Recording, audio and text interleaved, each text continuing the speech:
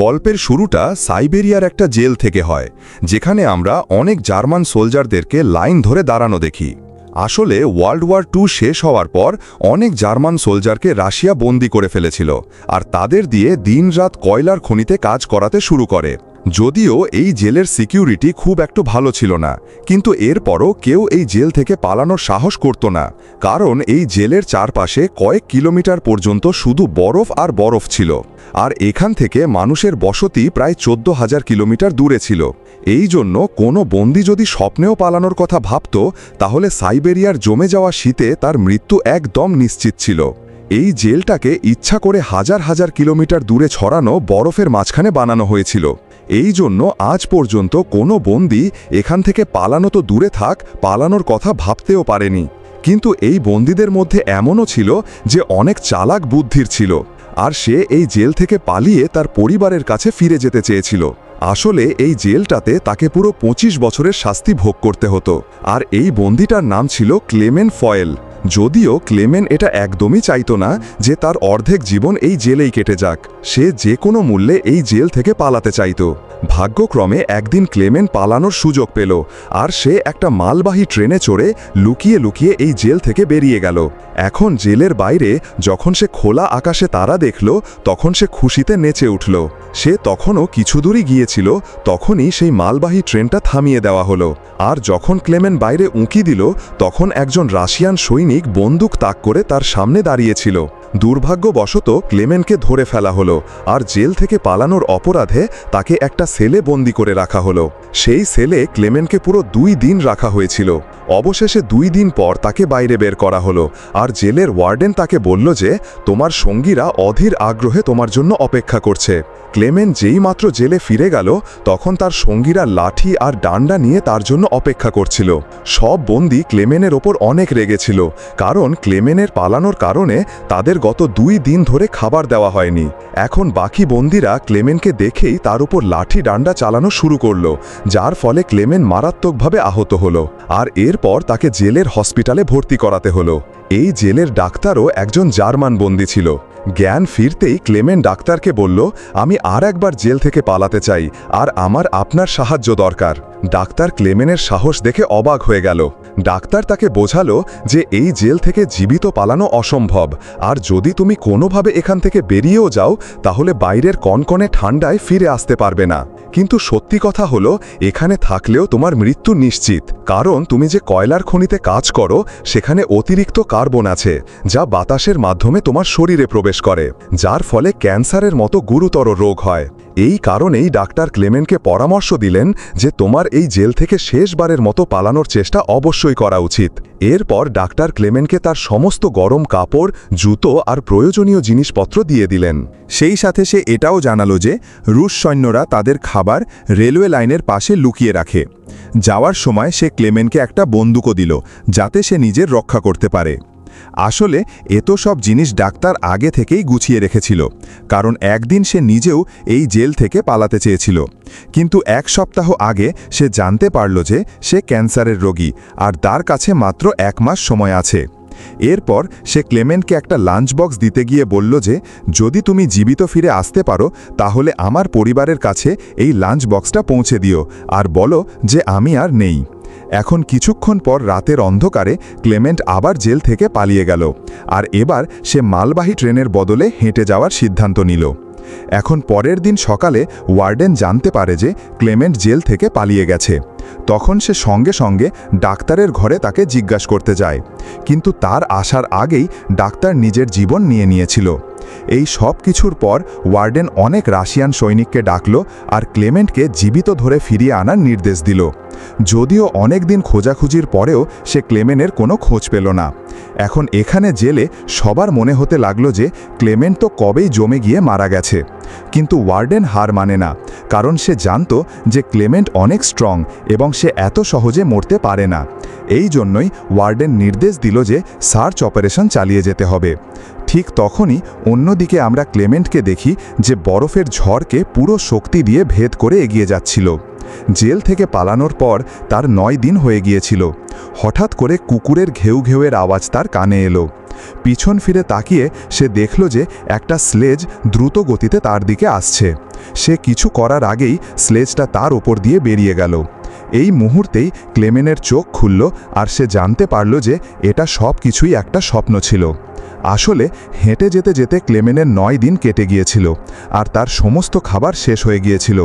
ক্ষুধা আর ক্লান্তিতে তার অবস্থা খুব খারাপ ছিল। এগিয়ে যাওয়া প্রায় অসম্ভব মনে হচ্ছিল, কিন্তু ক্লেমেন্ট হার মানেনি আর যেমন তেমন করে চলতে থাকল। কিছুদিন পর তার শরীরও আর সায় দিল না আর সে ক্ষুধার তাড়নায় অজ্ঞান হয়ে গেল। কয়েক ঘন্টা পর যখন তার জ্ঞান ফিরল, তখন সে তার আশেপাশে একটা অদ্ভুত আওয়াজ শুনল। তখনই ক্লেমেনের চোখ একটা সিলের ওপর পড়ল আর সেটিকে দেখেই তার চোখে ঝলকানি এলো। সে সঙ্গে সঙ্গে তার বন্দুক বের করল আর পুরো শক্তি দিয়ে নিশানা করতে চেষ্টা করল, কিন্তু ক্লান্তি আর দুর্বলতার কারণে তার নিশানা লক্ষ্যভ্রষ্ট হলো আর সিলটা ওখান থেকে দৌড়াতে শুরু করল। অনেক দিন পর ক্লেমেন্ট জীবিত থাকার একটা ছোট আশা পেয়েছিল, যেটা সে নিজের হাত থেকে যেতে দিতে চাইছিল না। ক্লেমেন্ট সাথে সাথে সেটির পিছনে দৌড়ালো। যেই মাত্র সে গুলি চালাতে যাচ্ছিল, সিলটা একটা পাথরের পিছনে লুকিয়ে পড়ল। সে পানিতে নামার আগেই ক্লেমেন্ট তার শেষ গুলিটা চালালো আর ভাগ্যক্রমে সেটা তাকে লেগে গেল। এটা দেখে ক্লেমেন্ট খুশিতে নেচে উঠল, কারণ এখন তার পথে খাবারের চিন্তা ছিল না। অনেক দিন পর ক্লেমেন্ট পেট ভরে খেলো আর একটু বিশ্রাম নেওয়ার পর আবার তার যাত্রা শুরু করল। এই পুরো লম্বা পথে ক্লেমেন্ট একদম একা ছিল আর তার চারপাশে বরফ ছাড়া আর কিছুই দেখা যাচ্ছিল না। এমন পরিবেশে তার মানসিক অবস্থা খারাপ হতে পারত। এই জন্য সে নিজের সাথে কথা বলতো আর পজিটিভ কথা বলে নিজের মধ্যে আশা জাগিয়ে রাখত। এর সাথে সাথে সে সবসময় কম্পাসের দিকে তাকিয়ে থাকত, যাতে এই বরফের জায়গায় সে কোথাও হারিয়ে না যায়। এভাবেই দিনগুলো কেটে যাচ্ছিল। টানা 2 মাস হাঁটার পর ক্লেমেন এই বরফের মাঠে একটা ছোট গাছ দেখল। এই গাছটা দেখে ক্লেমেন এত খুশি হলো যেন তার হাতে কোনো ধন এসে গেছে। এরপর সে দৌড়ে গিয়ে গাছটাকে জড়িয়ে ধরল। আসলে এই গাছটা এই কথারই ইঙ্গিত ছিল যে এই বরফের মাঠ এখানেই শেষ হচ্ছে আর সামনে জঙ্গল শুরু হতে চলেছে। এদিকে ওয়ার্ডেন যে তখনও ক্লেমেনের খোঁজে ছিল, সে তার সৈন্যদেরকে 500 কিলোমিটারের মধ্যে ক্লেমেনকে খুঁজতে নির্দেশ দিল। এরপর আমরা ক্লেমেনকে দেখি যে জঙ্গলের মধ্যে দিয়ে এগিয়ে যাচ্ছিল। হঠাৎ করে একটা বরফের ঝড় এলো। ঝড়ের গতিতে বড় বড় গাছও মাটি থেকে উপড়ে পড়ে যেতে লাগলো। ক্লেমেন সামনে যাওয়ার চেষ্টা করছিল, ঠিক তখনই একটা বড় গাছ সরাসরি তার ওপর পড়ল। ক্লেমেনের ভাগ্য ভালো ছিল যে 2 জন লোক সোনার খোঁজে ওখান দিয়ে যাচ্ছিল। তারা ঠিক সময় তার জীবন বাঁচালো। এরপর এই 3 জন একসাথে এগিয়ে গেল আর অনেক দিনের যাত্রা শেষে বরফের মাঠ থেকে বেরিয়ে এলো। পথে তারা একটা নদী পেল, যেটা পার হওয়ার জন্য তারা কাঠের একটা নৌকা বানালো। কিন্তু এর মধ্যেই নদীর স্রোত বেড়ে গেল আর নৌকাটা নিয়ন্ত্রণহীন হতে শুরু করল। এমন পরিস্থিতিতে তাদের একজন সঙ্গী তার ভারসাম্য হারালো আর সরাসরি পানিতে পড়ে গেল। এটা দেখেই ক্লেমেন্ট সঙ্গে সঙ্গে পানিতে ঝাঁপ দিল আর কোনোভাবে সেই লোকটাকে কিনারায় টেনে এনে তার জীবন বাঁচালো। অন্যদিকে তাদের আরেক সঙ্গী তাদের দুজনকে ওখানেই ছেড়ে দেয় আর একা এগিয়ে যেতে শুরু করে। আর লোভের বশে সে তার বন্ধুর সোনাও নিজের কাছে রেখে দিল। কিছুক্ষণ পর যখন ক্লেমেন আর অন্য লোকটা টেন্ট পর্যন্ত পৌঁছালো, তখন সেই লোকটা তার বন্ধুর ওপর অনেক রেগে গেল আর রাগের মাথায় তাকে গুলি করে দিল। এরপর ক্লেমেন আর সেই লোকটা সব জিনিসপত্র নিয়ে তাদের যাত্রা চালিয়ে গেল। তারা দুজন অনেক মাস ধরে এই আশাতেই চলতে থাকলো যে কোনো মানুষের বসতি যেন তারা পেয়ে যায়। কিন্তু আবার শীতের কারণে আর চারপাশের জঙ্গল বরফের সাদা চাদরে ঢেকে গেল। সেই লোকটা যে জিনিসপত্রগুলো তুলেছিল সেগুলো বেশ ভারী ছিল, এই জন্য তার বরফে হাঁটতে সমস্যা হচ্ছিল। এটা দেখে ক্লেমেন তার বোঝা হালকা করার চেষ্টা করল আর বলল যে কিছুক্ষণের জন্য তার জিনিসপত্রগুলো তাকে দিতে। কিন্তু তখনই সেই লোকটার সন্দেহ হলো যে হয়তো ক্লেমেনও তার সোনা চুরি করতে চাইছে। এই জন্য সে ক্লেমেনের ওপর হামলা করে তাকে নিচে ফেলে দিল, যার ফলে ক্লেমেন অজ্ঞান হয়ে গেল। কিছুক্ষণ পর যখন ক্লেমেনের জ্ঞান ফিরল, তখন সে দেখল যে এক দল নেকড়ে তার দিকে এগিয়ে আসছে। নিজের জীবন বাঁচানোর জন্য ক্লেমেন একটা গাছে উঠতে শুরু করল, কিন্তু উঠতে উঠতে একটা নেকড়ে তার পা ধরে ফেলল। দুর্ভাগ্যবশত গাছটা দুর্বল ছিল আর মাঝখান থেকে ভেঙে গেল, যার ফলে ক্লেমেন নিচে পড়ে গেল। এখন ক্লেমেনের মনে হলো যে তার শেষ সময় চলে এসেছে। তখনই হঠাৎ করে গুলি চলার আওয়াজ এলো। যখন ক্লেমেন্ট চোখ খুলল তখন দেখল যে সব নেকড়ে মরে গেছে। আসলে এলাকার শিকারীরা লাস্ট মোমেন্টে এসে তার জীবন বাঁচিয়েছিল। তারা তাকে তাদের গ্রামে নিয়ে গেল, যেখানে গ্রামবাসীরা তার চিকিৎসা করল। বহু বছরের কষ্টের পর ক্লেমেন অবশেষে একটা মানুষের বসতিতে পৌঁছাতে পারল। সে অনেক দিন সেই গ্রামে থাকল, যেখানে লোকেরা তার খুব আদর যত্ন করল। একদিন গ্রামে একটা লেটার এলো। এই লেটারটা অন্য কেউ নয়, বরং ওয়ার্ডেন পাঠিয়েছিল। তাতে লেখা ছিল যে একজন জার্মান সৈনিক আমাদের জেল থেকে পালিয়ে গেছে, আর যদি কেউ তাকে সাহায্য করে তাহলে তাকেও মেরে ফেলা হবে। এটা দেখে ক্লেমেন গ্রাম ছাড়ার সিদ্ধান্ত নিল, কারণ যদি সে ওখান থেকে না যেত তাহলে ওয়ার্ডেন সেই গ্রামবাসীদেরকেও শাস্তি দিত। যাওয়ার আগে গ্রামের লোকেরা তাকে খাবার পানির সাথে একটা শিকারি কুকুর দিল। অবাক করা ব্যাপার তো এটা ছিল যে এখন এই লম্বা পথে ক্লেমেন একা ছিল না। তারা দুজন একসাথে মিলে অনেক দিন ধরে হাঁটতে থাকল। তখনই কিছুক্ষণ পর তারা একটা কাঠের ফ্যাক্টরি দেখতে পেল, আর কুকুরটা খাবারের খোঁজে তার পিছনে দৌড় দিল। ক্লেমেন তার কুকুরের পিছনে ভিতরে চলে গেল। এরপর ওখানে কাজ করা লোকেরা ক্লেমেনকে চিনতে পারল আর তাকে মালিকের কাছে নিয়ে গেল। ক্লেমেনের গল্প শুনে মালিকেরও তার ওপর দয়া হলো, যার পর তারা তাকে খাবার খাওয়ালো আর জার্মানিতে যাওয়া ট্রেনটাতে বসিয়ে দিল। ক্লেমেন খুশি ছিল যে সে অবশেষে বাড়ি যেতে পারবে, কিন্তু কে জানতো যে মালিক ওয়ার্ডেনকে আগেই খবর দিয়ে দিয়েছে। অন্যদিকে ওয়ার্ডেন তার সৈন্যদের সাথে স্টেশনে তার জন্য অপেক্ষা করছিল, কিন্তু স্টেশনে পৌঁছানোর আগেই ক্লেমেন দূর থেকে সৈনিকদেরকে দেখে ফেলল। সুযোগ পেয়েই সে ট্রেন থেকে লাফিয়ে পালিয়ে গেল। দুর্ভাগ্যবশত রুশ সৈনিকদের নজর তার ওপর পড়ে গেল আর তারা তার পিছনে লেগে গেল। ক্লেমেন তাড়াতাড়ি ওখান থেকে বেরোনোর চেষ্টা করল, কিন্তু তখনই হঠাৎ করে ওয়ার্ডেন ওখানে এসে পৌঁছালো। এটা দেখে ক্লেমেনের মন ভেঙে গেল। এখন ওয়ার্ডেন তাকে গ্রেপ্তার করার আগেই ক্লেমেনের কুকুরটা ওয়ার্ডেনের উপর হামলা করে তাকে কামড়ে দিল, আর এইভাবে ক্লেমেন আরেকবার তার পুরো জীবন লাগিয়ে ওখান থেকে দৌড়ে পালালো। কিন্তু তখনই তার কানে গুলি চলার আওয়াজ এলো, আর যখন সে পিছন ফিরে তাকালো তখন সে তার কুকুরটাকে মরা অবস্থায় দেখল।